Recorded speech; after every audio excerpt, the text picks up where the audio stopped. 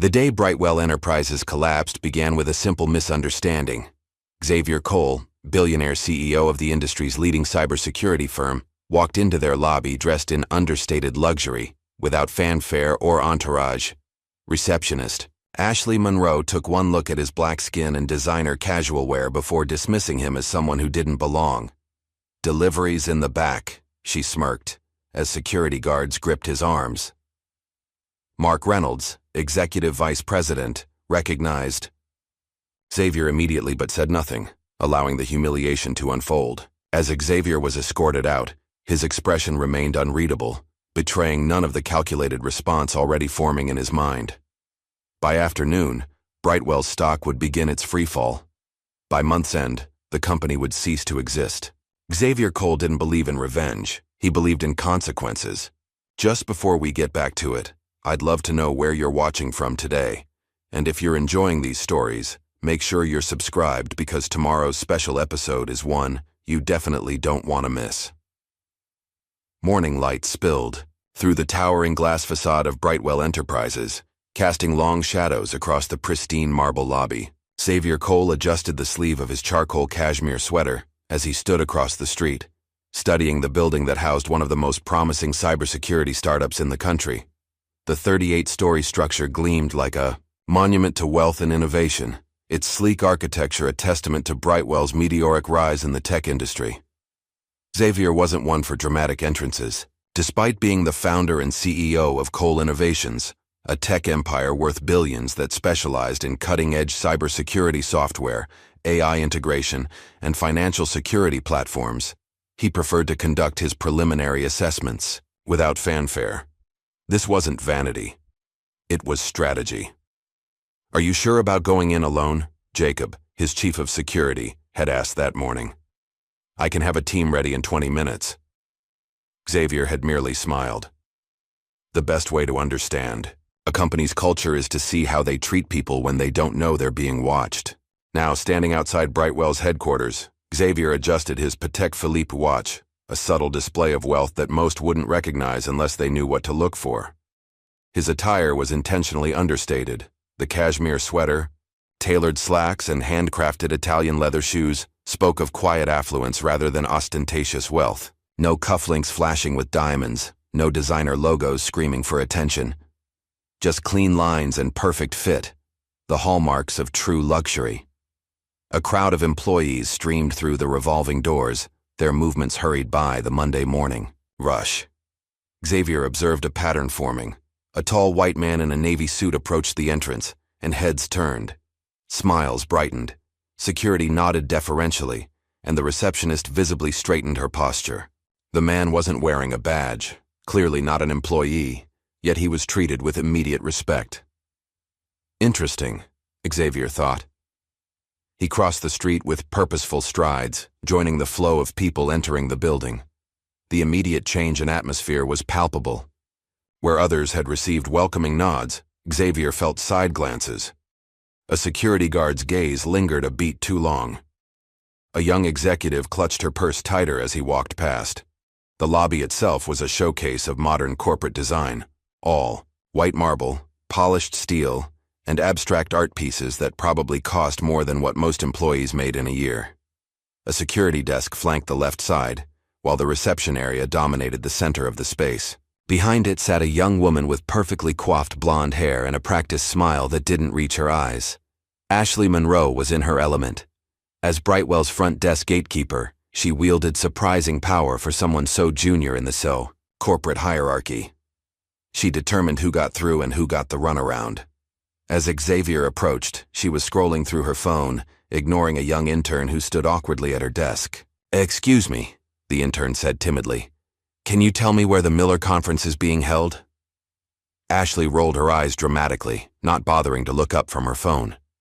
"Check the directory," she said, waving vaguely toward an electronic board on the far wall. "I'm not Google Maps." The intern scurried away, face flushed with embarrassment. Ashley smirked, returning to her social media feed. The small display of power seemed to energize her, and she straightened her designer blazer, with a self-satisfied adjustment. Xavier approached the desk, noting everything. The nameplate reading Ashley Monroe, Guest Relations Coordinator. The framed Employee Recognition Award from 6 months ago. The subtle but unmistakable Tiffany bracelet on her wrist. The way her eyes flickered up to assess him, then immediately backed down in dismissal. "Good morning," Xavier said, his voice carrying the quiet confidence of someone who commanded boardrooms. "I have a meeting with Richard Lawson at 9. Ashley didn't even look up from her phone. Her lacquered nails continued to tap across the screen as she responded with practiced disinterest. "Name?" "Xavier Cole." This time she did glance up, her gaze performing a quick assessment. Her expression shifted from professional disinterest to something more disdainful. "Yeah, sure you are," she said with a scoff. "Delivery entrance is around back through the service alley."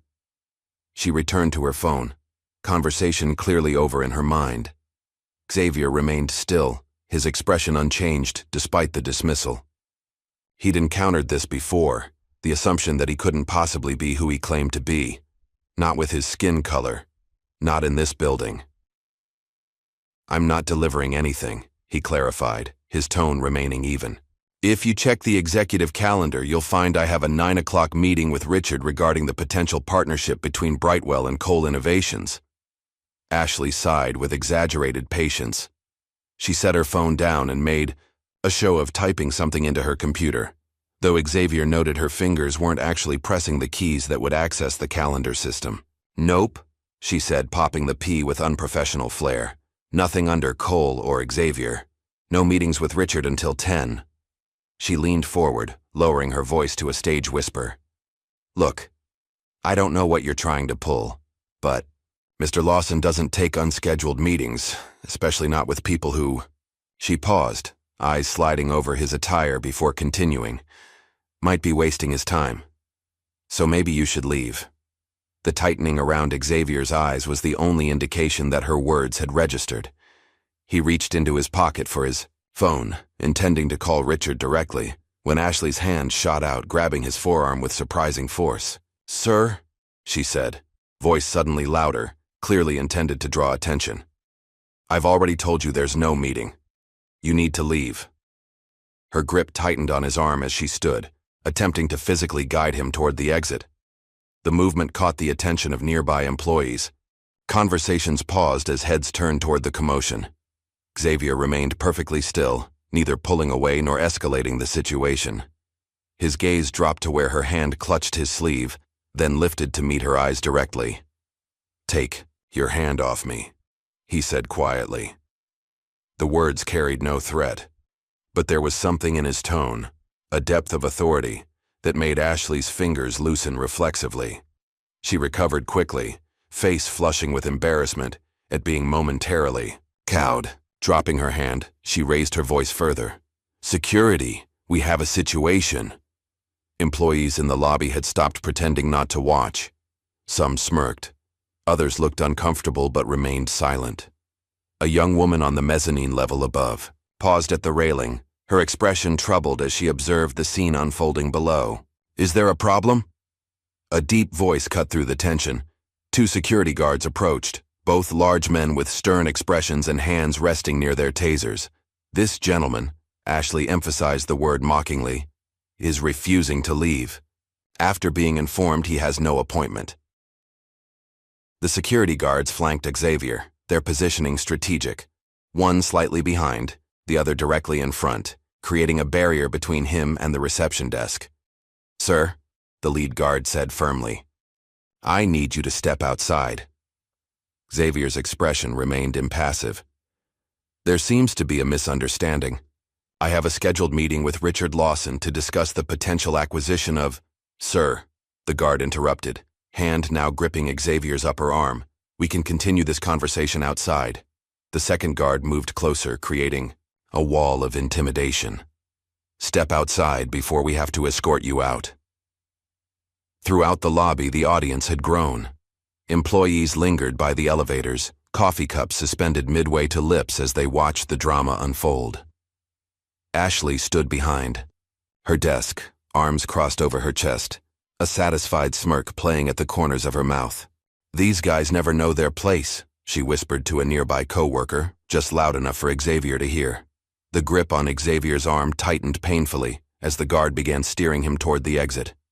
Xavier remained composed, though something dangerous flickered across his eyes, a momentary reveal of the ruthlessness that had built his empire. He didn't resist physically. There was no need. Time would deliver his response. The elevator doors opened, and a white man in his 50s stepped out. His bespoke suit and commanding presence immediately identified him as someone of importance. Conversations hushed further as he took in the scene, eyes narrowing slightly as they landed on Xavier. "Is there an issue here?"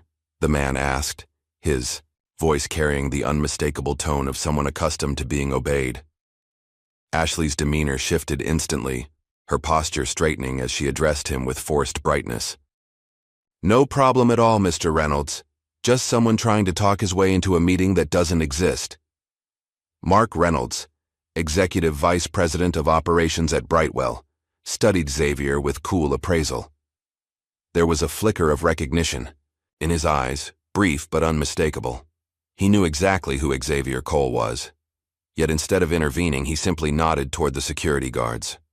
"Well, I'm sure our team has it under control," he said dismissively. As he turned away, he added under his breath, "Security should handle these types right away." Ashley giggled, clearly pleased with the approval. "Another one trying to beg for a job or something," she said, loud enough for Xavier to hear.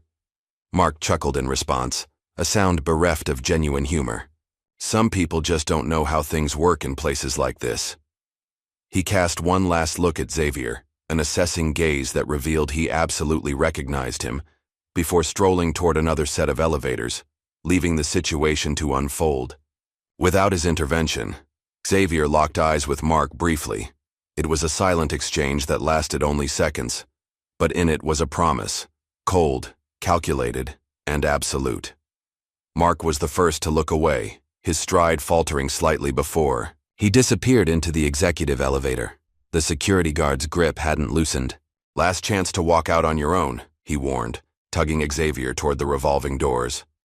Ashley took advantage of the moment to approach, leaning in close to whisper in Xavier's ear. "Maybe next time, dress the part. This isn't a welfare office." Words hung in the air between them, sharp and deliberate. Xavier's expression remained unreadable, his focus seemingly elsewhere, perhaps already calculating the moves that would follow this moment. As security pushed him toward the exit, Xavier noticed the young woman still watching from the mezzanine. Above. Unlike the others, her expression held no amusement, only a tightly controlled anger. Her hands were clenched into fists at her sides, her body tense with the effort of restraining herself from intervention. Their eyes met briefly, and in that moment, an understanding passed between them. She had seen everything, and she wanted to help, but they both knew what speaking up would cost her. The guards released Xavier at the revolving doors, giving him a final push that was more for show than necessity. He straightened his sweater, adjusted his sleeves with deliberate calm, and stepped outside into the morning air. From behind him, he could hear Ashley's voice, carried through the closing door. "God, some people just don't know their place." Xavier paused on the sidewalk, extracting his phone from his pocket. He glanced at the screen, then back at the building. Through the glass walls, he could see Ashley already returning to her desk, laughing with co-workers who had gathered to hear her. Retelling of the encounter, she picked up her phone, still smirking, and froze as it buzzed with a notification. He turned and walked away, each step measured and unhurried. Behind him, the first tremors of the earthquake he was about to unleash were already beginning. Security released Xavier at the gleaming revolving doors, but not without a final show of dominance. The taller guard gave him a firm shove between the shoulder blades, propelling him forward with unnecessary force. "Don't come back without an actual appointment," he called out, loud enough for the gathering audience in the lobby to hear. A smattering of chuckles followed the remark. Xavier took a moment to straighten his sweater, where the guard's grip had wrinkled the fine cashmere. He adjusted his cuffs with meticulous precision, his movements deliberate and unhurried. To the casual observer, he might have appeared unaffected, but the slight tightening around his eyes revealed a carefully controlled anger. As he turned to leave, he caught sight of the young woman still watching from the mezzanine. Their eyes met briefly, hers wide with recognition and a silent apology, his with an almost imperceptible nod of acknowledgement. Then he was gone, striding, away from Brightwell Enterprises with measured steps. Inside the lobby, Ashley Monroe was already savoring her perceived victory. She returned to her desk with a triumphant smirk, high-fiving a co-worker who had witnessed the entire exchange. "Did you see his face?" she laughed, settling back into her chair. "These people always think they can just walk in anywhere." Her co-worker, a thin man with a carefully cultivated beard, leaned against her desk. What was he even trying to pull? Meeting with Richard Lawson? Please. I know, right? Ashley rolled her eyes dramatically. Like Richard would ever meet with someone like that. From above, Vanessa Lewis watched the scene with growing discomfort. As one of the few black managers at Brightwell, she'd witnessed similar situations before, though rarely so blatant. She recognized Xavier Cole immediately. His face had been on the cover of Forbes just last month. The fact that no one else had identified him, or worse, had recognized him and still allowed his humiliation, spoke volumes about Brightwell's culture. She gripped the railing tighter, knuckles whitening. She should say something. She should walk down there right now and call out what had just happened. But the reality of her position hit her like a physical weight. She'd fought too hard for her role at Brightwell, endured too many microaggressions, worked twice as hard for half the recognition. One wrong move, one moment of being labeled difficult or confrontational, and her career trajectory would flatline. So she remained silent, hating herself for it, even as she understood the impossible choice. Downstairs, the commotion had attracted more attention. A cluster of junior executives hovered near the reception desk, eager to hear Ashley's embellished retelling of the encounter. He actually tried to claim he was some big CEO. Ashley laughed, her voice carrying across the lobby.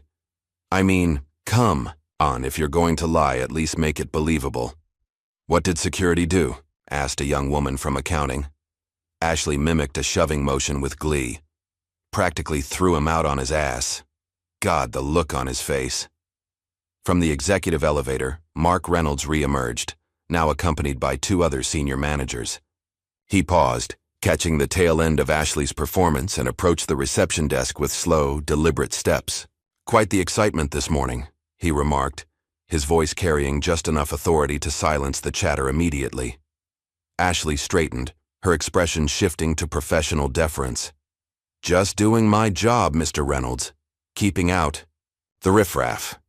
Mark's smile didn't reach his eyes. And who exactly was our unwelcome visitor claiming to be? Some guy named Xavier Cole, Ashley replied with a dismissive wave. Said he had a meeting with Richard, as if a flicker of something, concern perhaps, crossed Mark's face, but it was quickly masked by a benign smile. Well, good work, Ashley. Can't have just anyone walking in claiming to be important. He turned to the others. Back to work, everyone. The show's over. As the group dispersed, Mark lingered at Ashley's desk. Just out of curiosity, he said casually, what exactly did you say to him? Ashley preened under the executive's attention. Oh, you know, the usual, that he should go to the delivery entrance. She leaned closer, lowering her voice to a conspiratorial whisper. And I might have suggested he dress better next time he tries to sneak into a place like this. Mark's laugh sounded forced. Creative. He glanced at his watch. I have a meeting to attend. Carry on, Ashley. As he walked away, Mark pulled out his phone, his fingers moving quickly across the screen. Anyone watching closely might have noticed the slight tremble in his hands. Back at her desk, Ashley was riding the high of approval from a senior executive. She spun in her chair, giggling as she recounted the incident to another receptionist who had just arrived for her shift. I swear, Jennifer, you should have seen his face when security grabbed him. Priceless. Jennifer seemed less amused. What did he look like, this guy who claimed to be a CEO? Ashley shrugged. Tall, well-built, dark skin, trying to look rich in a fancy sweater, but you can always tell, you know? Jennifer's expression shifted. Wait, was he wearing a charcoal sweater? With a Patek Philippe watch? Ashley's brow furrowed. How should I know what kind of watch? Ashley, Jennifer interrupted, her voice dropping to an urgent whisper. Did he say his name was Xavier Cole? As in the Xavier Cole? Of Cole Innovations? Yeah, that's what he... Ashley began, then stopped abruptly as the implications of Jennifer's tone registered. Wait, who's Xavier Cole? Jennifer's face had gone pale. Only the billionaire CEO that Richard has been courting for a partnership for the last 6 months, the deal that's supposed to save Brightwell from the takeover rumors. Ashley's smugness dissolved instantly. No, she said, the word barely audible. No, that can't be right. He didn't look like what, Ashley? Jennifer's voice had a sharp edge. Like a billionaire? What exactly does a billionaire look like to you? The color drained from Ashley's face as the full weight of her actions began to sink in. But Mark Reynolds saw him too, she protested, weakly. He didn't say anything. He approved of how I handled it. Jennifer was already typing furiously on her computer. Mark Reynolds has been openly against the Cole partnership from the beginning. Word is he's been backdoor dealing with Nexus Tech, trying to position himself for a golden parachute if Brightwell goes under. She turned the screen toward Ashley. And this is Xavier Cole. The webpage displayed a professional photo of the same man Ashley had just humiliated in the lobby. The article headline read, Cole Innovations CEO revolutionizes cybersecurity industry. Valuation reaches $8 billion. Oh my God, Ashley whispered, hand flying to her mouth. Oh my God, what did I do? Before Jennifer could respond, a commotion from the executive floor captured their attention. The elevators opened, and Richard Lawson, CEO of Brightwell Enterprises, emerged, his face flushed with either anger or panic. Probably both. He was flanked by his personal assistant and the head of legal counsel, both looking equally distressed. Where is he? Richard demanded, his voice echoing across the suddenly silent lobby. Where is Xavier Cole?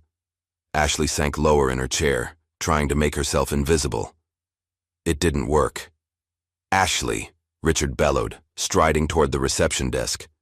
I was told there was an incident with Mr. Cole. What happened? All eyes turned.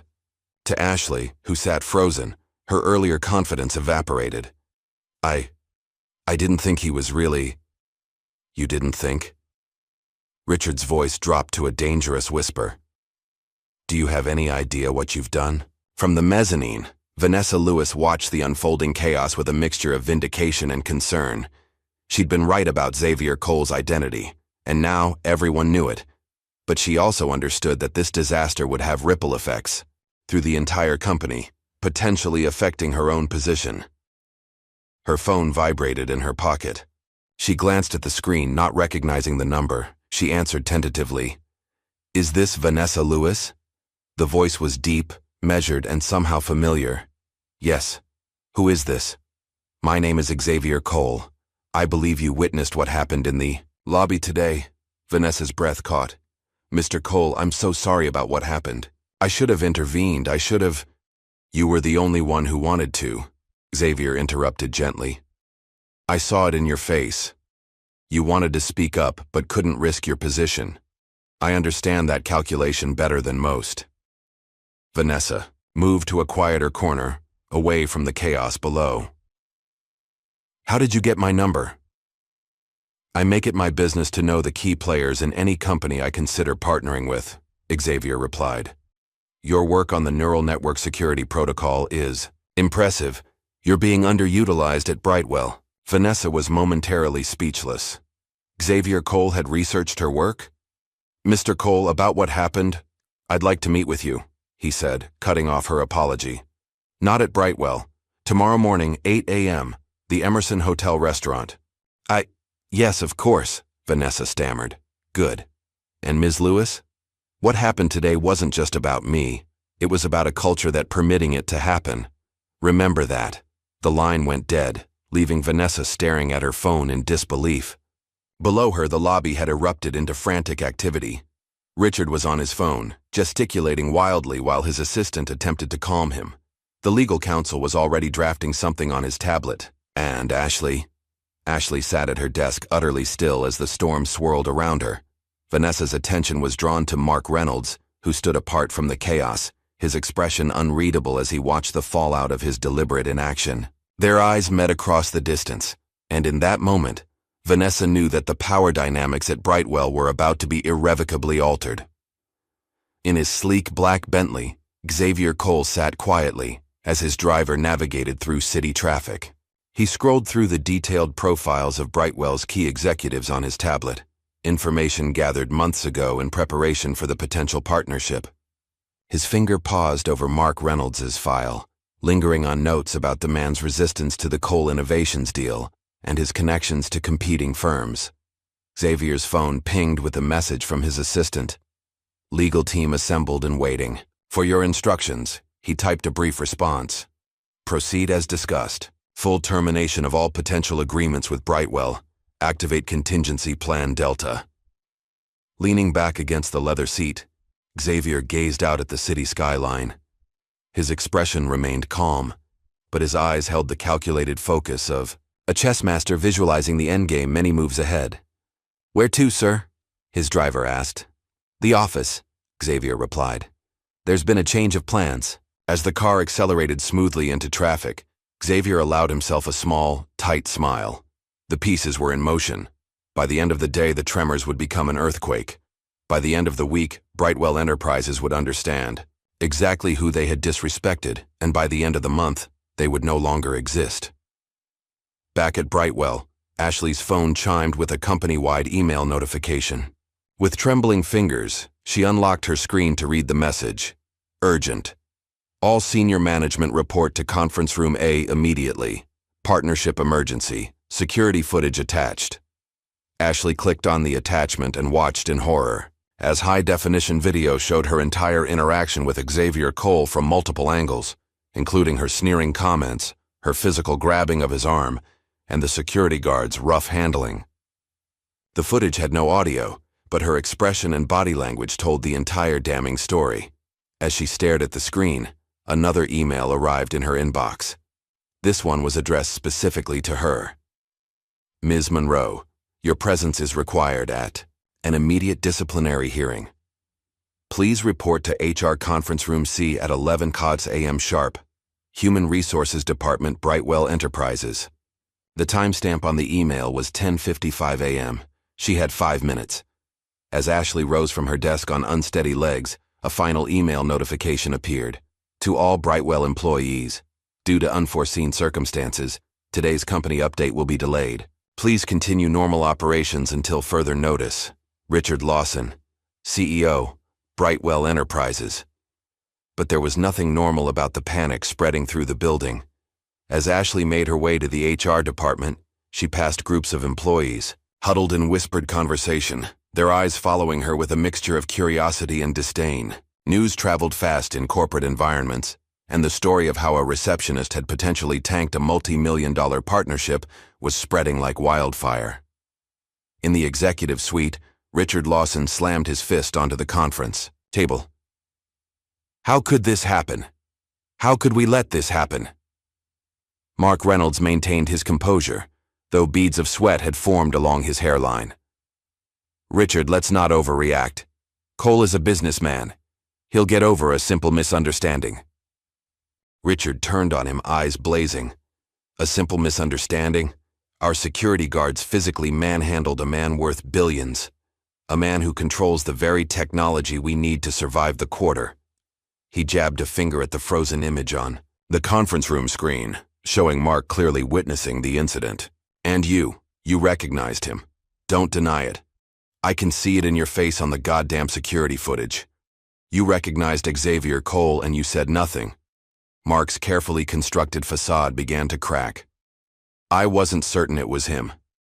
And if it was, why would he show up unannounced, dressed like that? Without an entourage or, because that's who he is, Richard shouted. If you'd bothered to read any of the briefing materials, you'd know Cole is famous for his unannounced visits.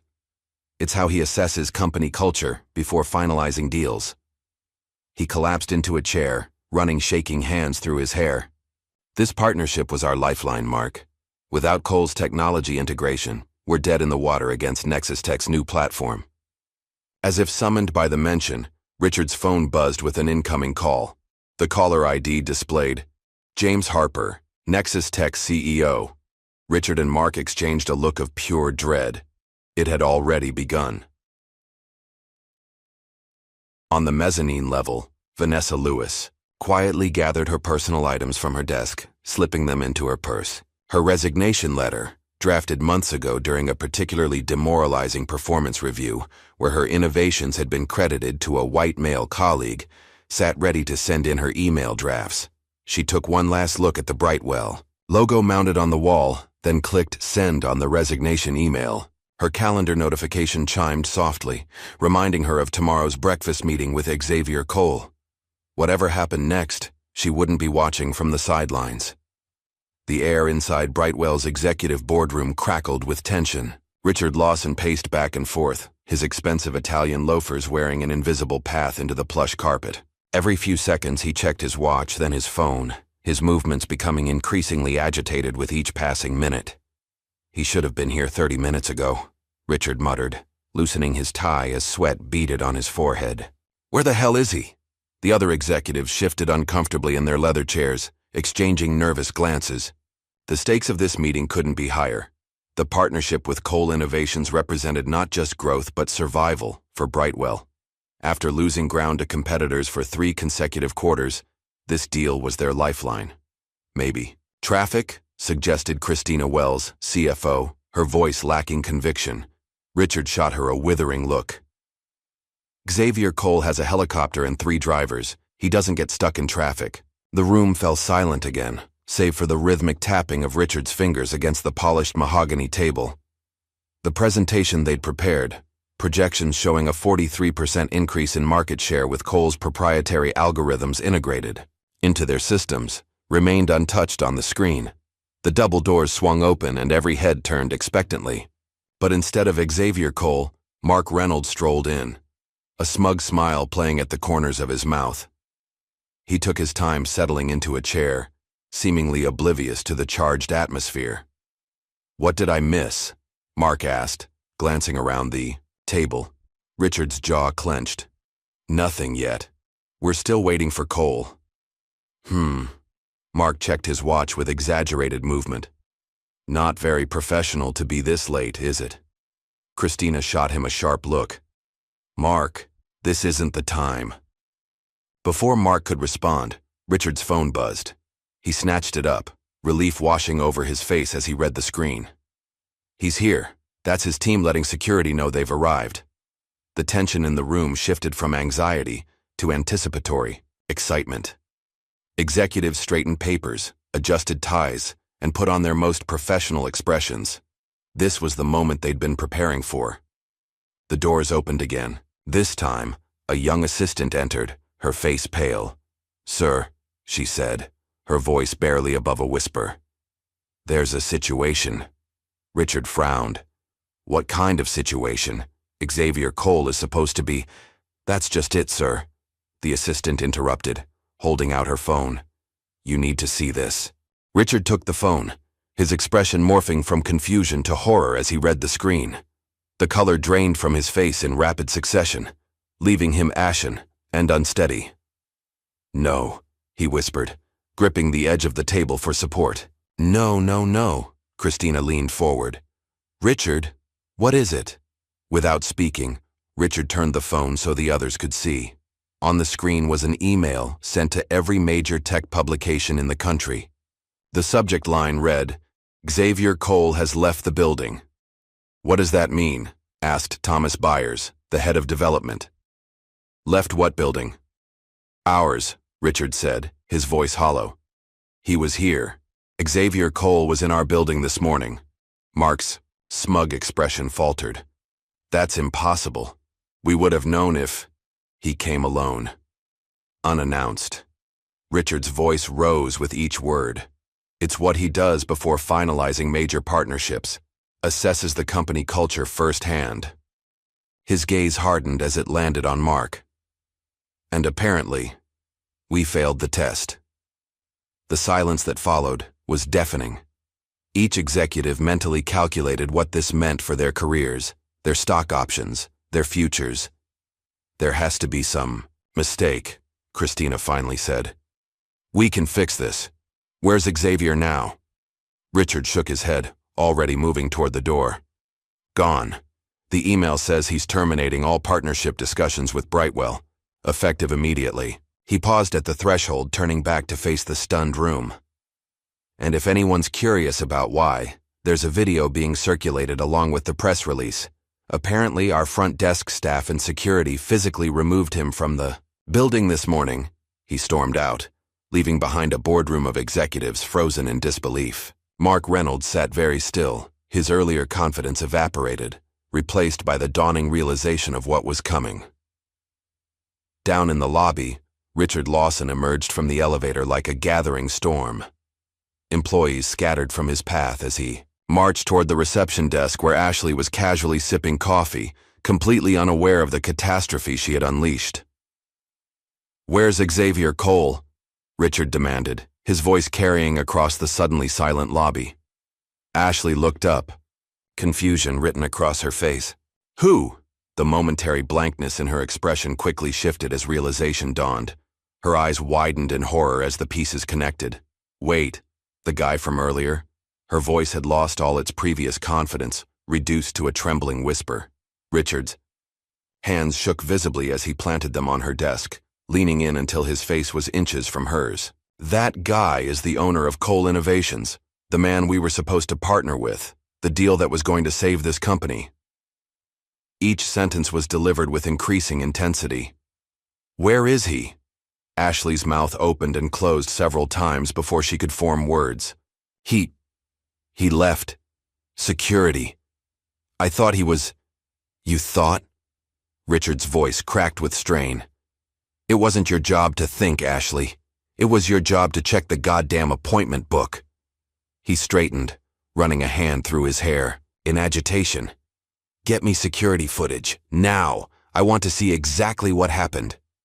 As Ashley fumbled with her computer, Richard spun around, barking orders at a nearby assistant. "Get him back. I don't care what it takes. Call his office, send a car, offer him the damn building if you have to. Just get Xavier Cole back here."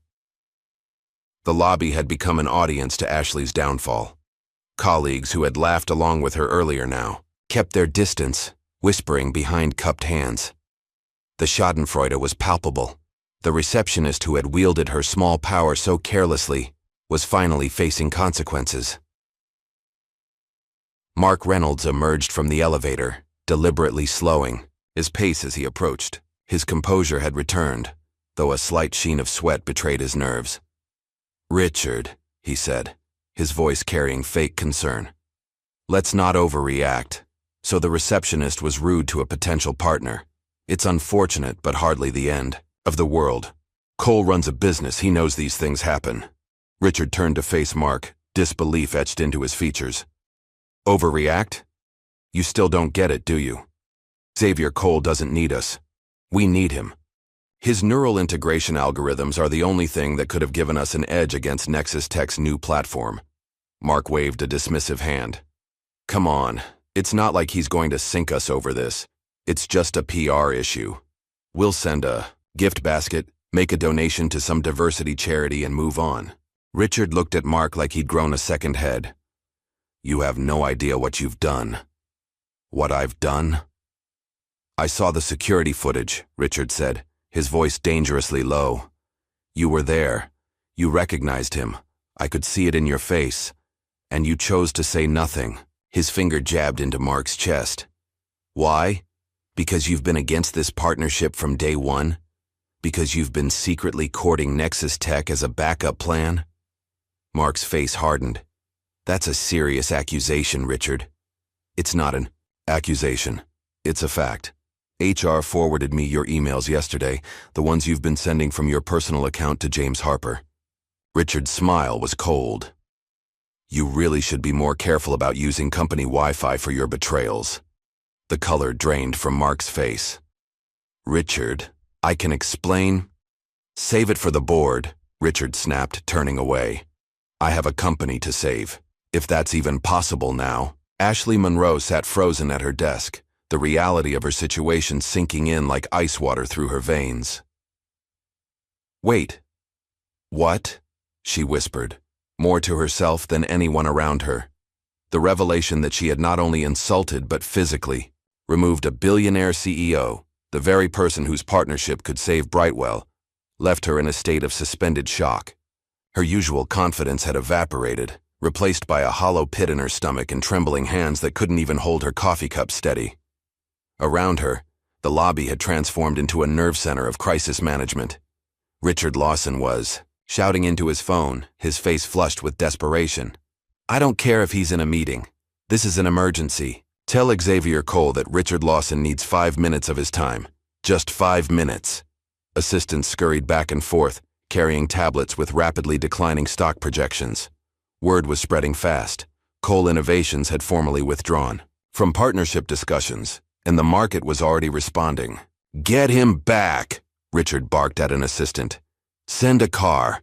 I don't care what it takes. Get him here."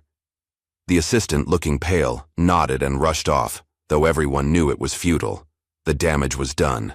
Ashley's co-workers, the same. Ones who had laughed along with her mockery just hours before, now kept their distance, eyeing her with a mixture of pity and blame. She had become toxic by association, the emblem of Brightwell's failing culture. "They can't blame this all on me," she whispered to Jennifer, who had reluctantly returned to the reception desk. "I mean, security was involved too, and Mark Reynolds saw everything." Jennifer just shook her head. "Ashley, you need to prepare yourself. They're looking for a scapegoat, and front desk staff is a lot more expendable than senior management."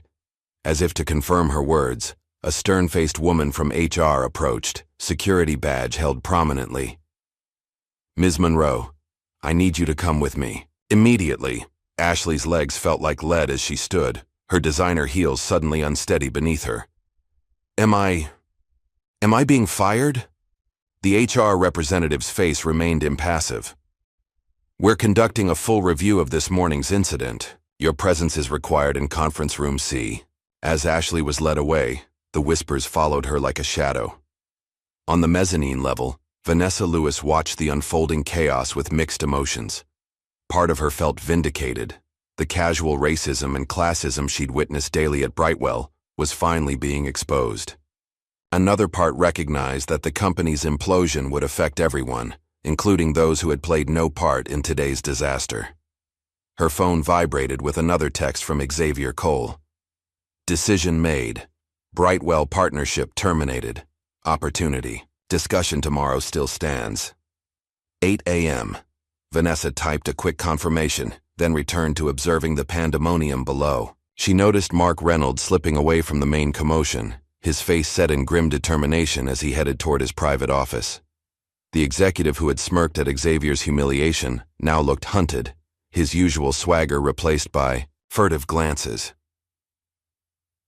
In his penthouse office across town, Xavier Cole sat at his desk, the city skyline sprawling before him through floor-to-ceiling windows. Unlike the chaos at Brightwell, his space was a picture of calm efficiency. His legal team had presented their strategy, his PR department had released a measured statement, and his technical division was already pivoting toward an alternative partnership. "Sir," his assistant said from the doorway, "Richard Lawson has called 17 times in the past hour. He's becoming increasingly desperate." Xavier didn't look up from the document he was reviewing. "No response necessary." And Nexus Tech's CEO James Harper is on line 1. He says it's urgent. At this, Xavier allowed himself a small smile. "Put him through." He picked up the sleek phone on his desk. "James." "What a surprise." "Xavier." Harper's voice carried a forced casualness. "I heard about the Brightwell situation. Unfortunate." "Indeed. Well, one company's loss is another's opportunity. I'd like to discuss reopening our partnership conversations. Your neural integration technology paired with our market presence could be—" "James," Xavier interrupted smoothly. "Let me stop you there. My company doesn't partner with organizations that maintain back channels with executives like Mark Reynolds." The silence on the other end was telling. "I'm not sure what you're implying," Harper finally said, his voice noticeably cooler. "I'm not implying anything. I'm stating a fact. Mark Reynolds has been feeding you Brightwell's confidential information for months, including details of my potential partnership. Your company has encouraged this corporate espionage. Xavier's tone remained pleasant, though his words carried steel. That's not how I do business, Xavier. I assure you. This conversation is over, James, and so is any potential collaboration between our companies. Xavier hung up, turning his attention back to his tablet. On the screen was the security footage from Brightwell's lobby, paused on Ashley Monroe's sneering face as she whispered in his ear. He studied it for a moment, then closed the file. His assistant reappeared at the door. Your legal team would like to know if you want to proceed with the formal complaint against both Ashley Monroe and Mark Reynolds personally, in addition to the corporate actions. Xavier nodded once. Proceed as planned. All of it. Back at Brightwell, the situation was deteriorating rapidly. News of Xavier's rejection had leaked to the press, and reporters had begun gathering outside the building. Social media was already ablaze with rumors, further driving down Brightwell's stock price by the minute. In conference room C, Ashley sat alone, her phone confiscated by HR. Through the glass walls, she could see executives rushing past, none making eye contact. She had become radioactive. The door opened, and the head of HR entered, accompanied by the legal counsel. Their expressions told her everything she needed to know. Ms. Monroe, the HR director began formally. After reviewing the security footage and speaking with witnesses, Brightwell Enterprises is terminating your employment, effective immediately. Ashley had expected this, but the reality still hit her like a physical blow. I understand, she managed, her voice barely audible. Can I at least get my things? Security will escort you to collect personal items only. Your company, credentials and devices are being deactivated as we speak. As they outlined the terms of her departure, no severance, no references, a non-disclosure agreement she was required to sign, Ashley's mind drifted to the mortgage she had just taken out, the car payments, the credit card debt from her designer, wardrobe, her entire carefully constructed life built on the precarious foundation of a job she had just lost. Additionally, the legal counsel added, sliding a document across the table, we need to inform you that this termination does not shield you from potential personal liability. Mr. Cole's legal team has indicated they may pursue separate action against individuals involved in today's incident. Ashley felt the blood drain from her face. Personal liability? You mean they could sue me? Personally? The lawyer's expression remained neutral. That would be at Mr. Cole's discretion. In the executive suite, Richard Lawson was facing his own nightmare. His assistant had just delivered the latest news. Cole Innovations had not only withdrawn from their partnership discussions, but had announced a strategic alliance with DataSphere, Brightwell's smaller but more innovative competitor. They moved that fast? Richard asked incredulously. The deal with us fell apart hours ago. Apparently they've been in preliminary talks for weeks, his assistant explained, checking her tablet. It looks like Cole was evaluating multiple options, and DataSphere was their backup plan. Or we were the backup plan, Richard muttered, the realization hitting him hard. The knock on his door interrupted his spiral of despair. Christina Wells, the CFO, entered without waiting for permission, her tablet clutched in a white-knuckled grip. Richard, we have a serious problem. The stock is in free fall. We've lost 18% in the last hour alone. Richard collapsed into his chair. How bad will it get? If we don't stop the bleeding, we could be looking at a 30% drop by closing today. The market is reacting to both the lost partnership and... She hesitated. And what? And the video, Christina finished reluctantly. Someone leaked the security footage to social media. It's everywhere, Richard. Ashley telling Xavier Cole to go to the welfare office, security man handling him. It's a PR nightmare. Richard's phone began ringing again. It was the board chair. Christina, get me options. Any options. I need something to tell the board. As she left, Mark Reynolds appeared in the doorway, his usual confidence shattered. Richard, we need to talk. It's not as bad as it looks. Richard didn't bother hiding his contempt. Not as bad? Mark, we're in freefall. Our stock is crashing. Our reputation is in tatters, and we just lost the one partnership that could have saved us. Please enlighten me on how this isn't as bad as it looks. Mark closed the door behind him, lowering his voice. Look, I know you found my emails to Harper, but you don't have the full picture.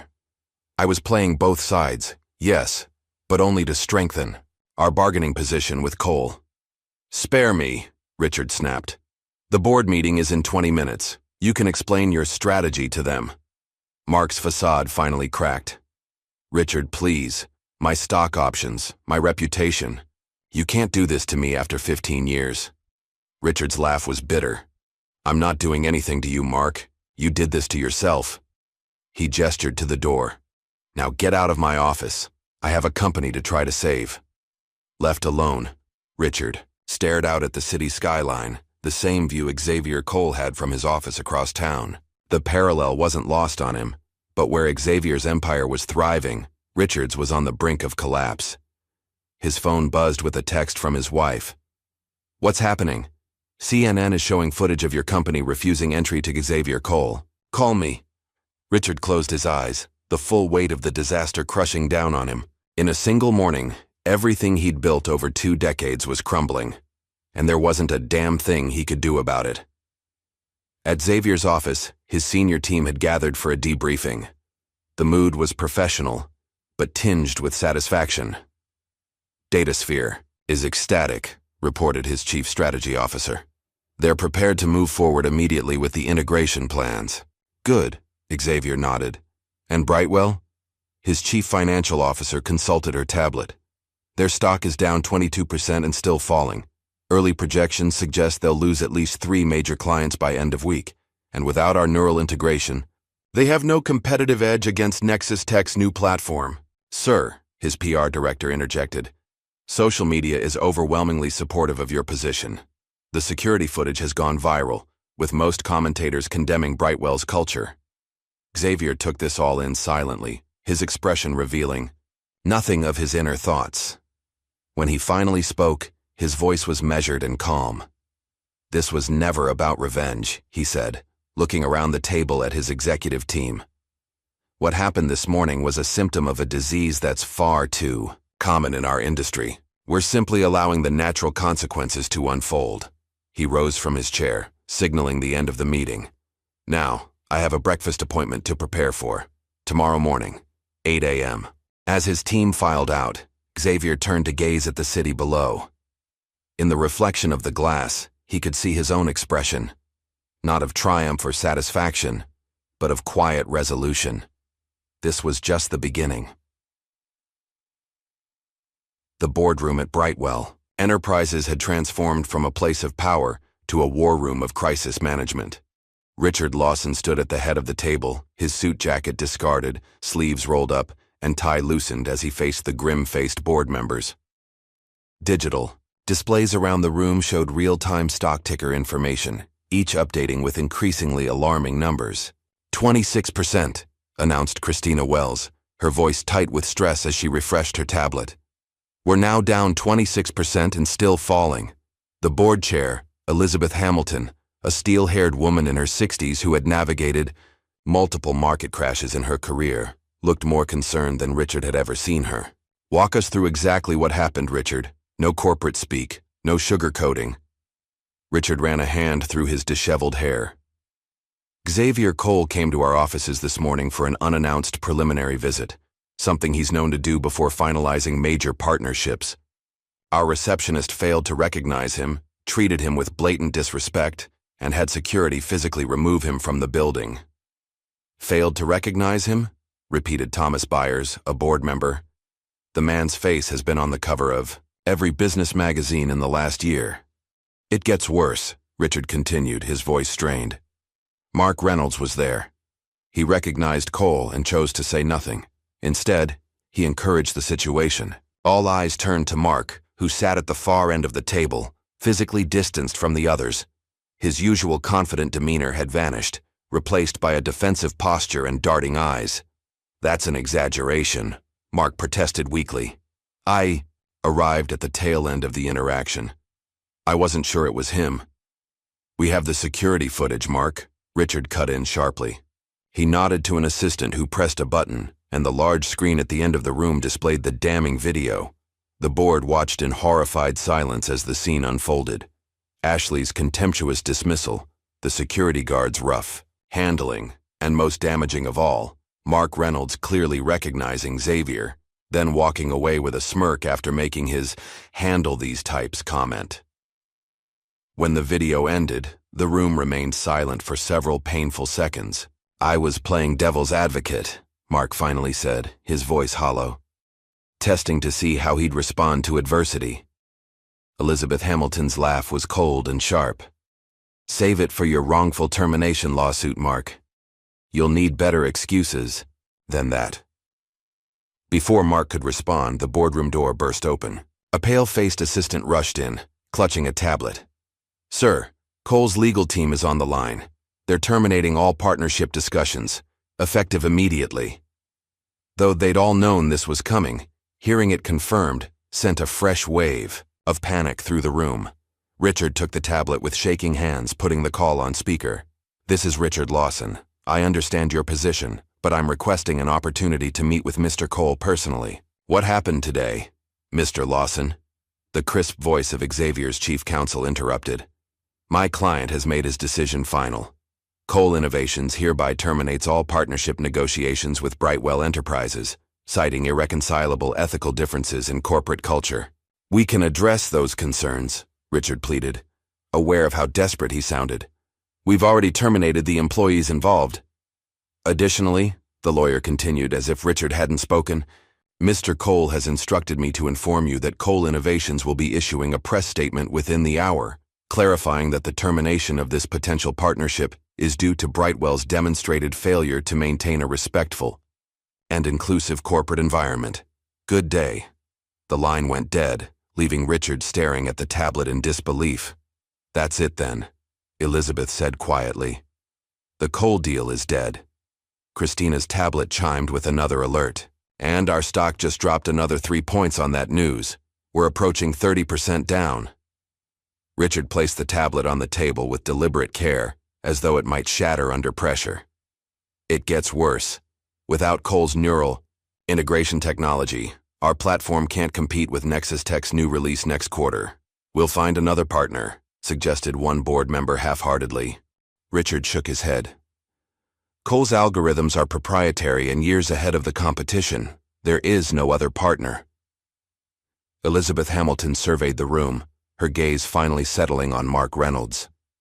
"I believe we need to discuss individual accountability. Mark, would you care to explain why you've been having secret communications with James Harper at Nexus Tech?" The color drained from Mark's face. "Those were exploratory discussions only, standard industry networking. Sharing confidential Brightwell strategy documents is standard networking?" Elizabeth raised a silver eyebrow. "The board has reviewed your emails, Mark. You've been actively undermining this company while collecting your 7-figure salary." As Mark stammered through increasingly incoherent excuses, Richard's phone began ringing incessantly. Each call represented another disaster. Major clients requesting emergency meetings, investors demanding explanations, reporters seeking comments on the viral video that was now circulating online. The wheels had come off, and everyone in the room knew it. Meanwhile, in a sparse but functional office on the mezzanine level, Vanessa Lewis was methodically clearing out her desk. Though she had already submitted her resignation, she found herself wanting a clean break, physically removing herself from Brightwell before the full collapse she knew was coming. Her phone vibrated with an unknown number. She answered hesitantly. "Hello? Ms. Lewis? This is Thomas Reed, Xavier Cole's chief of staff. Mr. Cole asked me to confirm your breakfast meeting tomorrow at the Emerson Hotel, 8 a.m. Vanessa paused in her packing. "Yes, I'll be there." "Excellent. Mr. Cole also wanted me to inform you that he was impressed by your neural network security protocols from last year's cybersecurity conference. The presentation that your supervisor took credit for." Vanessa's breath caught. "How did he—" "Mr. Cole makes it his business to know who actually creates the innovations he admires," Thomas replied simply.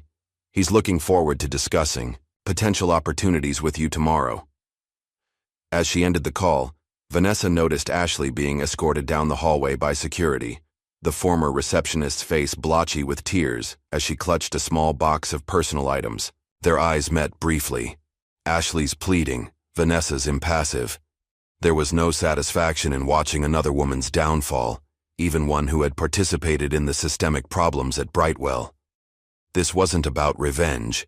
It was about consequences. Vanessa returned to packing her belongings, more certain than ever that she had made the right decision. Back in the boardroom, the crisis had escalated further. Richard's assistant reappeared, this time looking as though she might faint. "Sir, we have a bigger problem. The security footage. It's been leaked online." Richard's head snapped up. "What? How?" "We don't know, but it's gone viral. Multiple news outlets are running it, social media is exploding, and..." She hesitated. "And what?" Richard demanded. "And they've identified Ashley Monroe by name. Her social media accounts are being flooded with messages. It's not good." Richard looked to the company's PR director, who simply shook his head. "There's no spinning this, Richard. The footage speaks for itself." On the other side of the city, Xavier Cole sat calmly in his office, watching the fallout unfold on multiple screens. Unlike the chaotic environment at Brightwell, Cole Innovations operated with precision even in crisis. His team had executed his contingency plan flawlessly, each department playing their role in what was less a vindictive attack than a strategic repositioning. "Sir," his assistant said from the doorway, "your 1 o'clock is here." Xavier nodded, standing to greet Daniel Chen, CEO of DataSphere, the smaller but more innovative competitor to Brightwell that had been on Xavier's radar for months. "Daniel," Xavier said warmly, shaking the man's hand. "Thank you for coming on such short notice." Daniel Chen, a shrewd businessman in his early 40s, smiled as he took a seat.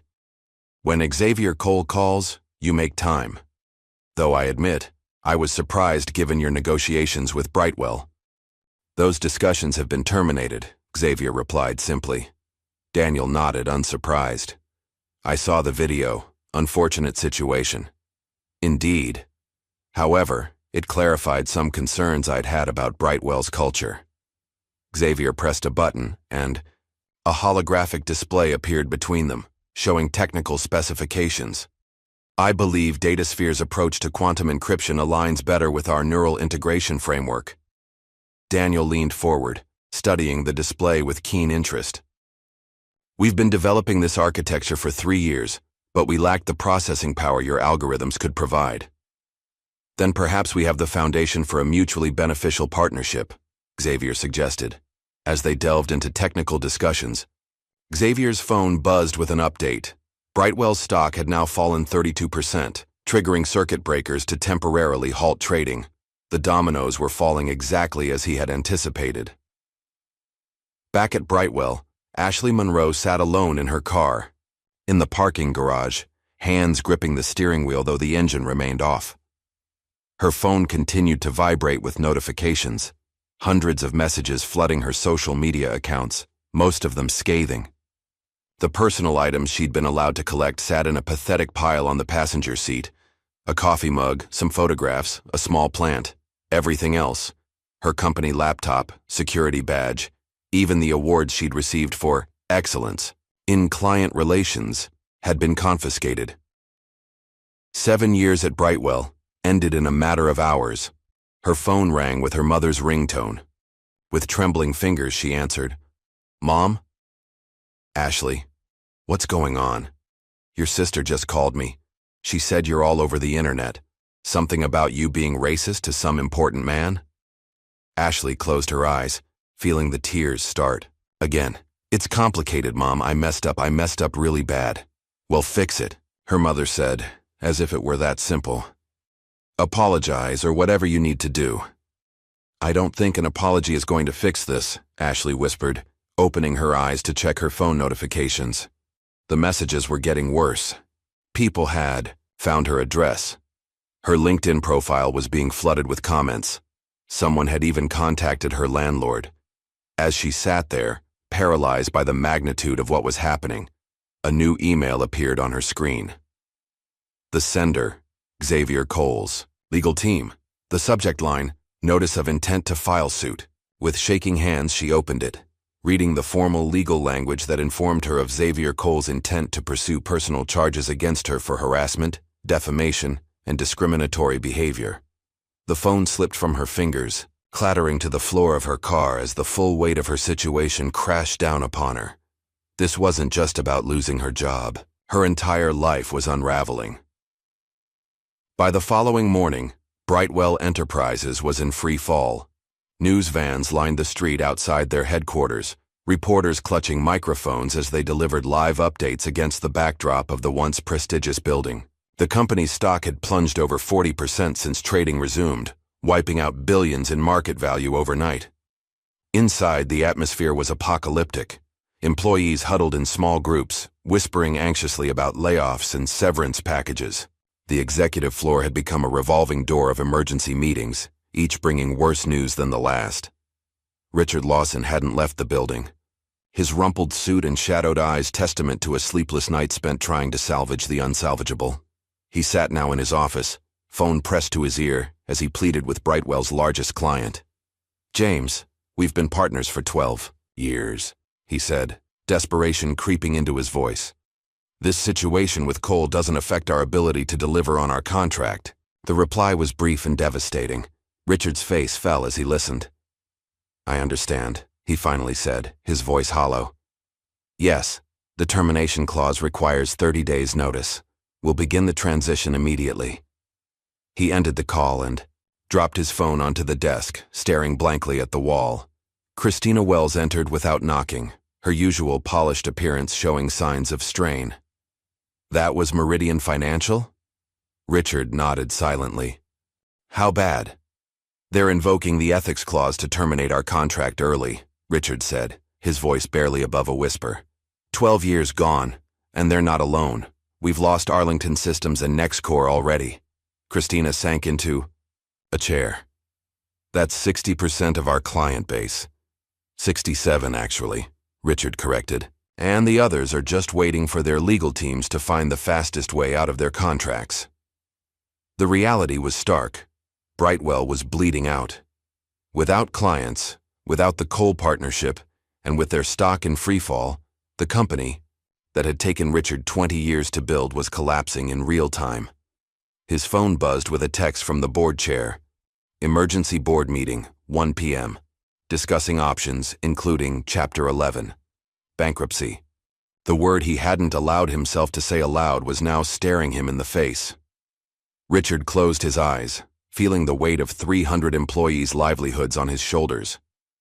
Across town, at the Emerson Hotel's upscale restaurant, Vanessa Lewis sat across from Xavier Cole, still processing the opportunity he had just presented. "Head of Neural Security Operations," she repeated. "At Cole Innovations." Xavier nodded, sipping his coffee. "Your work on adaptive security protocols is exactly what we need for the next generation of our platform.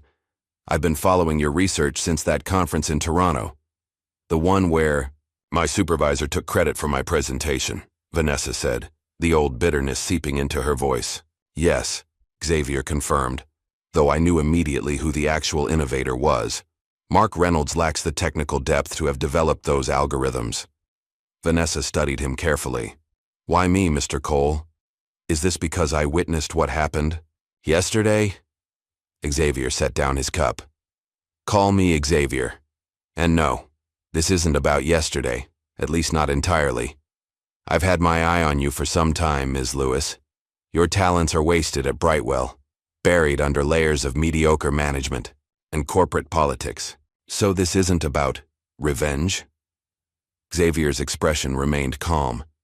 "What happened yesterday merely accelerated a decision I was already considering. I don't operate on revenge, Ms. Lewis. I operate on recognizing value where others fail to see it." Vanessa considered this, turning the offer over in her mind. The salary Xavier had mentioned was double what she made at Brightwell, and the position would give her autonomy she had never been granted before. "I'd like to accept," she said finally, "but I need to be clear about something. I won't be used as a token, The black woman hired after a racism scandal. Xavier's smile held genuine respect. I don't hire tokens, Ms. Lewis. I hire the best people for the job. Your identity is a part of who you are, but your brilliance is why you're sitting at this table. He extended his hand, and Vanessa took it, feeling as though she were stepping onto solid ground after years of treading water. Meanwhile, Ashley Monroe sat in her apartment, blinds drawn against the reporters who had somehow found her address. Her phone had been turned off after an endless barrage of messages, some threatening, others mockingly suggesting she try applying at the welfare office she had referenced. Her laptop screen displayed her latest rejection email. She had desperately applied to 12 positions overnight, hoping her experience would outweigh the growing scandal. But each response was the same. We regret to inform you that we are pursuing other candidates at this time. The buzzer rang, causing her to jump. She approached the intercom cautiously. Who is it? Delivery for Ashley Monroe. Puzzled, she buzzed the person in. Minutes later, a knock at her door revealed a courier with a thick envelope requiring signature. As soon as she signed, the man handed her the package with a sympathetic look. Good luck, lady. You're gonna need it. Inside the envelope were legal papers, formal notification that Xavier Cole was proceeding with a personal lawsuit against her for discriminatory behavior, defamation, and creating a hostile environment. The damages sought, $2 million. Ashley collapsed onto her sofa, papers clutching in trembling hands. $2 million. She didn't have $2 million. She barely had $2,000 in savings. Her career was in ruins, her reputation destroyed, and now this, financial ruin on a scale she couldn't even comprehend. Her phone rang from where she had left it on the kitchen counter. Against her better judgment, she checked the caller ID. It was Mark Reynolds. Hello? She answered cautiously. Ashley, it's Mark. His voice sounded strained, almost unrecognizable. Have you been served yet? The lawsuit? Yes, just now. He let out a bitter laugh. Welcome to the club. I got mine an hour ago. $5 million in my case. 5. Ashley couldn't even finish the sentence. What are we going to do? Do? There's nothing to do. Cole's legal team doesn't bring cases they can't win. The company's trying to distance themselves from us. They're claiming we acted outside company policy. But you're an executive. Can't you? I was an executive, Mark corrected bitterly. Past tense. The board terminated me this morning. No severance, no references, and they're considering clawing back my last 2 years of bonuses. Ashley's heart sank further. If they'd done that to Mark Reynolds, with his connections and 20 years of experience, what hope did she have? Look, Mark continued, his voice lowered. I'm calling because I heard something. Cole isn't just suing us personally. He's systematically destroying Brightwell. He bought a controlling interest in Meridian Financial this morning. The client that just dropped Brightwell? Exactly. And he's using his influence to ensure no other financial institution will work with us. He's coming after the company from all angles: legal, financial, public relations. By the end of the week, Brightwell won't exist. The scale of Xavier's response was staggering. Ashley had expected anger, perhaps even a lawsuit against the company. But this was the systematic dismantling of a corporate empire. Why? She whispered. Why go this far? Mark's laugh was hollow. Because he can. That's what you don't understand, Ashley. We didn't just insult some random black guy. We insulted one of the most powerful men in the tech industry, a man who could buy and sell Brightwell 10 times over. And we did it while being caught on camera making explicitly racist comments.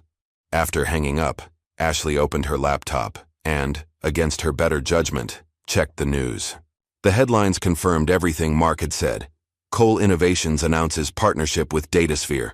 Brightwell stock plummets. Tech billionaire, Xavier. Cole acquires controlling interest in Meridian Financial. Brightwell Enterprises faces exodus of clients following racist incident. And most devastating of all, former Brightwell receptionist Ashley Monroe faces personal lawsuit from Xavier Cole. Her face, a still from the security footage showing her, smirking as she leaned in to make her welfare office comment, was everywhere. She had become the face of corporate racism overnight, her name forever linked to this incident. Her phone chimed with a text from her landlord. Need to discuss your lease situation given recent developments. Please call ASAP. Even her apartment wasn't safe anymore. Back at Brightwell, the emergency board meeting had reached its grim conclusion. Richard Lawson stood at the window of his office, soon to be his former office, gazing out at the city skyline. In the distance, he could see the gleaming tower that housed Cole Innovations. The board's decision had been unanimous: file for Chapter 11 bankruptcy protection and begin an orderly liquidation of assets. It was the only option left.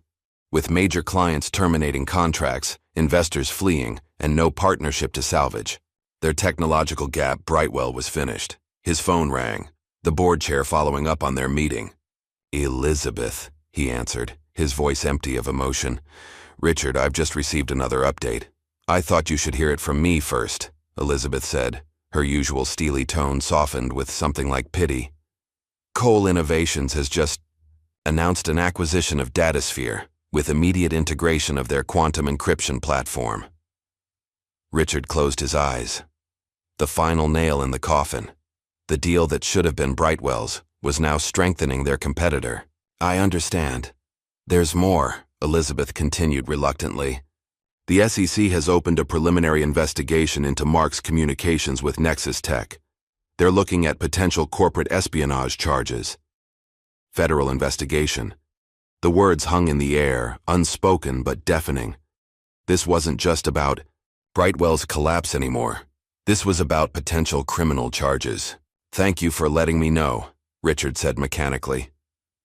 After ending the call, he turned back to his desk, where a framed photo showed him at Brightwell's IPO celebration 5 years earlier. Champagne in hand, future seemingly limitless. Now it was all gone, destroyed in a single morning by a cascade of terrible decisions. In the lobby below, employees were leaving in groups, carrying boxes of personal items. Security guards stood watch, a precaution given the company's precarious financial state. The Brightwell logo, once a proud symbol of innovation, now seemed like a relic of a company already consigned to history. Richard's phone chimed with a news alert. He looked down to see a simple social media post from Xavier Cole that had already garnered thousands of shares. "Respect is earned. So is failure." No explicit mention of Brightwell, no gloating. Just a simple statement of principle that said everything without saying anything at all. Outside Xavier Cole's office, the CEO of Cole Innovations reviewed the final papers for the DataSphere acquisition, each signature another step in his carefully orchestrated response. This wasn't about revenge. It was about reshaping the industry landscape in a way that eliminated companies that operated without integrity.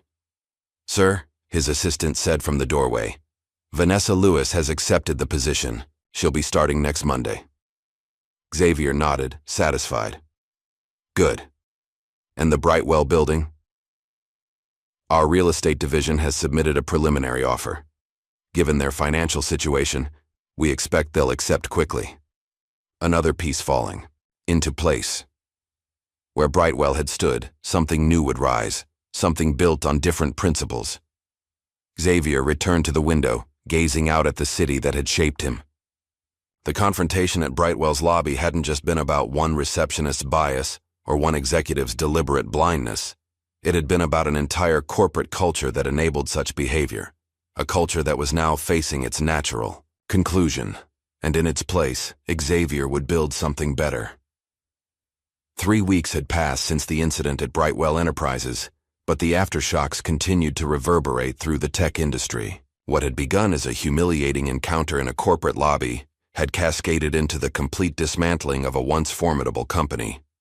In Brightwell's half-empty headquarters, the remaining executive team huddled in what had become a daily ritual of damage control. The spacious boardroom, once a symbol of corporate success, now felt like a war bunker for the losing side. "Our legal team has reviewed the contracts again," said James Wilson, Brightwell's increasingly haggard chief counsel. "There's no way out. Every major client has invoked the ethics clause to terminate early." Richard Lawson barely reacted to the news. The past 3 weeks had beaten him down, each day bringing fresh disasters until he had reached a state of numb resignation. What about the government contracts? Those have different termination requirements. James shook his head. They've been canceled too. Someone at the Defense Department received an anonymous tip about Mark Reynolds' communications with Nexus Tech. They're citing security concerns. Anonymous tip, Richard repeated with a bitter laugh. Nothing about this has been anonymous. Every move has Xavier Cole's fingerprints all over it. Christina Wells, the last remaining C-suite executive besides Richard, slid a tablet across the table. The latest financial projections. We have about 2 weeks of operating capital left, and that's only if we proceed with the next round of layoffs today. Richard scanned the numbers, though they merely confirmed what he already knew. Brightwell was finished. The bankruptcy proceedings were moving forward, but there would be nothing left to reorganize, just assets to liquidate and debts to settle. Has legal made any progress with Cole's team? Any settlement discussions? He asked without much hope. James shook his head. They won't even take our calls. Their position is that there's nothing to discuss. The partnership was never finalized, so there's no breach of contract. Everything else, he gestured vaguely. Everything else is just business. Just business. The phrase hung in the air, its implications clear. Xavier Cole hadn't needed to declare a vendetta or issue threats. He had simply allowed market forces to do his work for him, strategically accelerating Brightwell's downfall through perfectly legal business maneuvers. The remaining employees are asking questions, Christina said, breaking the heavy silence. They know about the layoffs coming. Morale is non-existent. Tell them the truth, Richard replied, surprising both executives. They deserve that much. At least. Tell them to update their resumes and start looking. There won't be a Brightwell by the end of the month. As the meeting concluded, Richard remained behind, staring at the Brightwell logo on the wall. 20 years of his life. Gone, in less than a month. His phone buzzed with a text from his wife. Movers confirmed for Saturday. The Colorado house is ready. At least he had somewhere to go. His vacation home, purchased in happier times, would become his permanent residence now. Many Brightwell employees wouldn't be so fortunate. Across town at the Cole Innovations campus, the atmosphere could not have been more different. The sleek modern building hummed with productive energy as employees moved purposefully through open workspaces designed to foster collaboration and innovation. In a glass-walled conference room, Xavier Cole hosted the final integration meeting between Cole Innovations and DataSphere teams. The merger had proceeded at unprecedented speed, with both companies' technologies already showing promising results in early integration testing. Your neural network security protocols mesh perfectly with our quantum encryption framework, Daniel Chen, former CEO of DataSphere and now Chief Innovation Officer at Cole Innovations, was saying. The combined system is showing a 98% success rate against even the most sophisticated penetration testing. Xavier nodded, pleased, but not surprised. The compatibility of their technologies had been a key factor in his decision to pivot from Brightwell to DataSphere, a decision he'd been considering even before the lobby incident. Vanessa's team deserves much of the credit, Xavier replied, nodding toward Vanessa Lewis, who sat confidently at the table. Their improvements to the adaptive response algorithms have eliminated the false positive issues we were seeing in early trials. Vanessa accepted the acknowledgement with a professional smile. Her transition to Cole Innovations had been remarkably smooth, her talents immediately recognized and rewarded. Where Brightwell had buried her innovations under layers of management and corporate politics, Xavier had given her direct access to resources and decision-making authority. As the meeting concluded, Xavier asked Vanessa to stay behind. Once they were alone, he handed her a tablet displaying architectural renderings. The Cole Center for Innovation, Vanessa read, examining the detailed plans. This is the Brightwell building? It will be, Xavier confirmed. Our acquisition. Offer was accepted yesterday. Once the bankruptcy proceedings conclude, we'll take ownership and begin renovations. Vanessa studied the plans more carefully. This doesn't look like office space. It won't be, at least not entirely. The lower floors will house a technology education center focused on underserved communities. The upper levels will be incubator, space for minority entrepreneurs developing innovations in cybersecurity and AI. You're turning Brightwell into an innovation hub for Black tech founders, Vanessa said, understanding dawning in her eyes. Xavier's expression remained composed, but there was a quiet intensity in his voice. What happened at Brightwell was never just about one receptionist or one executive. It was about a culture that enables such behavior throughout the tech industry. The Cole Center will be part of changing that culture. He stood, moving to the window that overlooked the city. I'd like you to oversee the education programs at the center. Your technical expertise combined with your passion for mentorship makes you the ideal candidate. Vanessa was momentarily speechless. The opportunity was beyond anything she had imagined. A chance to not just advance her own career, but to help create pathways for others like her. I would be honored, she finally said, genuine emotion coloring her voice. Xavier nodded, satisfied. Good. We begin planning next week.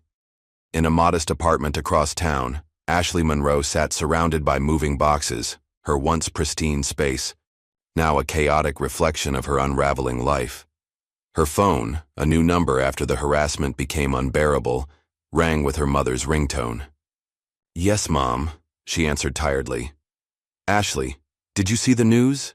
They're saying Brightwell is officially bankrupt. What does this mean for your lawsuit? Ashley closed her eyes, fighting back the now familiar wave of despair. It doesn't change anything. Xavier Cole's lawsuit against me is personal, not against the company. The personal lawsuit had become her waking nightmare. Her savings were depleted from legal retainers, her credit cards maxed out, and now her apartment lease was ending with no prospect of finding a new place, not with her name and face still circulating online as the racist receptionist. Well, what does your lawyer say? Her mother pressed. That I should settle, Ashley replied dully. That fighting this will cost more than I could ever afford to pay, and I'd still lose in the end. The reality of her situation had become impossible to ignore. Her former co-workers wouldn't speak to her. Job applications went unanswered. Even dating apps had banned her account after users reported her profile. The full weight of public condemnation had transformed her life into an unrecognizable nightmare. I have to go, Mom. The moving truck is coming soon. After ending the call, Ashley checked her email one last time, a self-destructive habit she couldn't seem to break. Among the hate mail and spam was a message from an unfamiliar address with the subject line, Employment Opportunity. Desperate. For any glimmer of hope, she opened it. The message was brief. Ms. Monroe, a position has become available at Green Valley Customer Service Center. Given your experience in client relations, you might be suitable for this role. Starting salary is $14.50 the hour, night shift only. Background check required. If interested, please reply with your availability for an interview. Ashley stared at the message, torn between relief and humiliation. From a prestigious reception position at a leading tech company to a night shift, call center job at barely above minimum wage. The fall couldn't be more stark. With trembling fingers, she composed her reply, accepting the interview. Across town, Mark Reynolds faced his own version of professional purgatory. The once powerful executive sat in a sterile government building, waiting to be called for yet another deposition in the SEC's expanding investigation into his communications with Nexus Tech. His phone buzzed with a message from his attorney. Don't say anything without me present. New evidence has emerged. Mark's stomach clenched. New evidence could only mean one thing. More of his communications had been discovered. He'd been so careful, using personal devices and encrypted channels, but somehow Xavier Cole's team had found everything. A stone-faced federal agent appeared at the door. Mr. Reynolds, we're ready for you now. 6 hours later, Mark emerged from the building, haggard and defeated. The new evidence had been devastating, emails showing he had shared proprietary Brightwell technology with Nexus Tech in exchange for promises of a lucrative position after the Cole deal fell through. His attorney waited by the car, expression grim. "They're filing charges, Mark. Securities fraud, corporate espionage, wire fraud. We need to discuss plea options." Mark barely registered the words. His mind was fixed on Xavier Cole, the man who had said nothing during their brief encounter in the Brightwell lobby, but had somehow orchestrated the complete destruction of everything Mark had built. "How did he do it?" Mark whispered. "How did he find everything so quickly?" His attorney shook his head.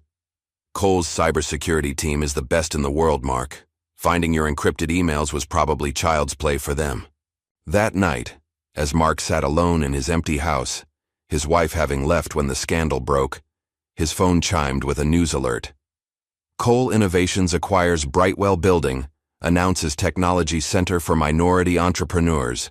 The accompanying photo showed Xavier Cole standing confidently before the former Brightwell headquarters, the company's logo already removed from the facade. Beside him stood Vanessa Lewis, identified as the new Director of Educational Initiatives for the Cole Center for Innovation. Mark hurled his phone across the room, where it shattered against the wall, a fitting metaphor for his life and career. 1 year later, the gleaming building that had once housed Brightwell Enterprises was unrecognizable. The stark corporate facade had been transformed with warm wood accents and expansive glass. The lobby now an inviting space, filled with interactive technology displays and comfortable seating areas. Where Ashley Monroe had once sat guarding access to corporate power, young students from diverse backgrounds now gathered around workstations, absorbed in coding exercises and collaborative projects. The security guards who had manhandled Xavier had been replaced by community mentors who guided visitors with genuine warmth. The Cole Center for Innovation had become exactly what Xavier had envisioned, a pipeline for underrepresented talent to enter the tech industry, supported by resources typically reserved for privileged insiders. On this particular morning, Xavier walked through the bustling space accompanied by Vanessa Lewis, whose leadership had been instrumental in the center's success. "The first cohort of security specialists is graduating next week," Vanessa reported as they toured the facility. "All 25 students have job offers, 8 of them from Cole Innovations." Xavier nodded, watching a young black woman confidently leading a peer coding review. "And the incubator companies? Tech Dreams and Neural Shield have secured second-round funding. SafeSpace just signed their first major client." Vanessa couldn't keep the pride from her voice. "They're redefining what's possible in the cybersecurity space, especially with your mentorship." As they reached the upper floors that housed the incubator spaces, Xavier paused to observe the transformation. The executive offices that had once been Mark Reynolds's domain now buzzed with the energy of startup founders building new technologies and futures. "I received another email from Richard Lawson yesterday," Xavier mentioned as they continued their tour. "He's still looking for consulting work." Vanessa raised an eyebrow. "What did you tell him?" "The same thing I've told him every month for the past year. His expertise doesn't align with our current initiatives." The subtle response was quintessential Xavier. No explicit rejection, no gloating, simply a business decision consistently applied. Richard Lawson had lost everything in Brightwell's collapse. His reputation in tatters, he had retreated to Colorado, occasionally reaching out to former contacts for consulting opportunities that rarely materialized. "And Ashley Monroe?" Vanessa asked, curious despite herself.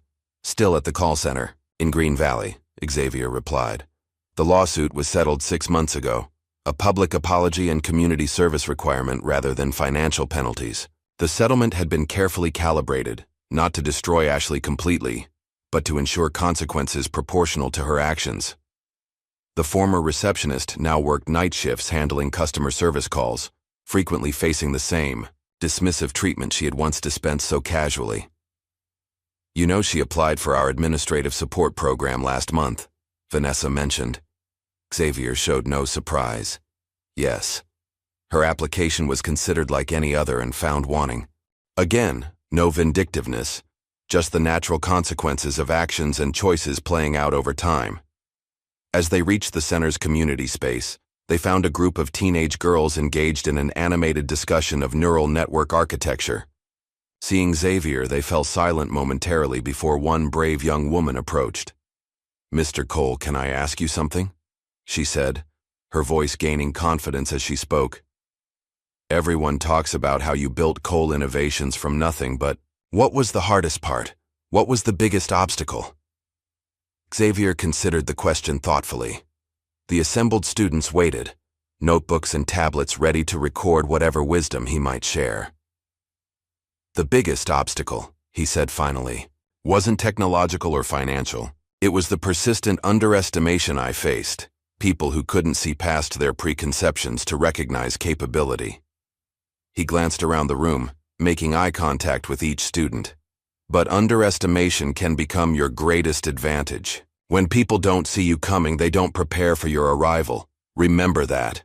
The students nodded, absorbing his words with serious expressions. For them, Xavier Cole represented something beyond wealth or technical brilliance. He symbolized the possibility of success in an industry that had historically excluded people who looked like them. Later that afternoon, Xavier stood on the rooftop, terrace of the Cole Center, gazing out at the city skyline. A year had passed since the confrontation in Brightwell's lobby, and the landscape, both literal and figurative, had changed dramatically. Brightwell Enterprises no longer existed. Its assets had been sold off, its technologies absorbed by competitors, its name fading rapidly from industry memory. The executives who had enabled its toxic culture had scattered, some finding positions at lesser firms, others leaving the tech sector entirely. Mark Reynolds had faced the harshest fate. After pleading guilty to reduced charges of wire fraud and misappropriation of trade secrets, he had served 6 months in a minimum security facility. Upon release, he had found himself unhireable, his reputation permanently tarnished. Last Xavier had heard, Reynolds had moved to Arizona, attempting to reinvent himself in real estate, with limited success. Vanessa joined Xavier on the terrace, handing him a tablet displaying the latest performance metrics for the center's programs. "The board was impressed with the quarterly results," she said. "They've approved the expansion to Atlanta and Chicago." Xavier nodded, pleased but not surprised. The Cole Center had proven so successful that replicating it in other tech hubs had become the obvious next step. What had begun as a response to a personal slight had evolved into something much more significant, a systemic approach to changing the tech industry's composition and culture. "I've been thinking about what happens next," Xavier said, handing the tablet back to Vanessa. "Beyond the expansion. What did you have in mind?" "Federal policy," Xavier replied.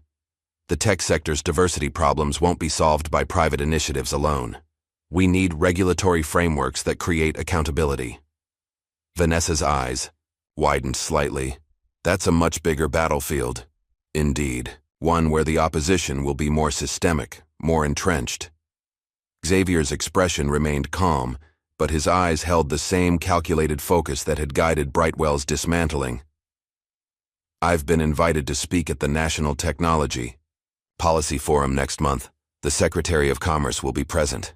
Understanding dawned on Vanessa's face. Xavier wasn't just building centers or funding programs.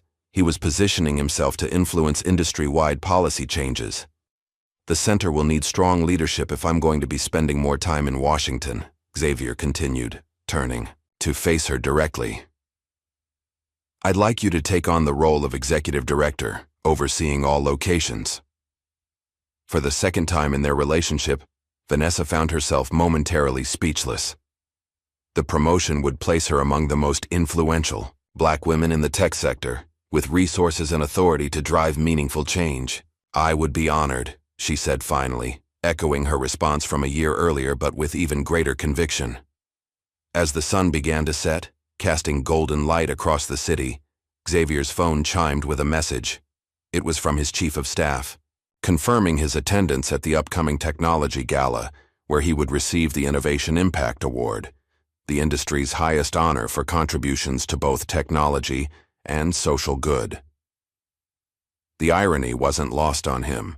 A year ago, he had been physically removed from a tech company's lobby, dismissed and disrespected based solely on his appearance. Now he was being celebrated by that same industry, his influence extending far beyond his company's technological achievements. His phone chimed again with a text from Vanessa, who had stepped away to take a call. The Cole Center is officially open in Atlanta. Your legacy is just beginning. Xavier allowed himself a small smile as he gazed out at the city. The confrontation at Brightwell had never been about revenge. It had been about consequences, about establishing that respect wasn't optional in business or in life. What had emerged from that moment wasn't just the fall of one company, but the rise of something far more important, a new pathway for talent that had too long been sidelined. As he turned to leave the terrace, Xavier took one last look at the building that had once represented everything wrong with the tech industry's culture. Now transformed into the Cole Center for Innovation, it stood as a physical reminder that power, when wielded with precision and purpose, could create lasting change. He had won, not just by dismantling what was broken, but by building something better in its place. What would you do if your success became someone else's downfall? How far would you go to transform humiliation into lasting change? If Xavier Cole's journey from disrespect to revolution moved you, hit that like button and subscribe for more stories of power, consequence, and transformation. New stories every day, where the underestimated always have the final word.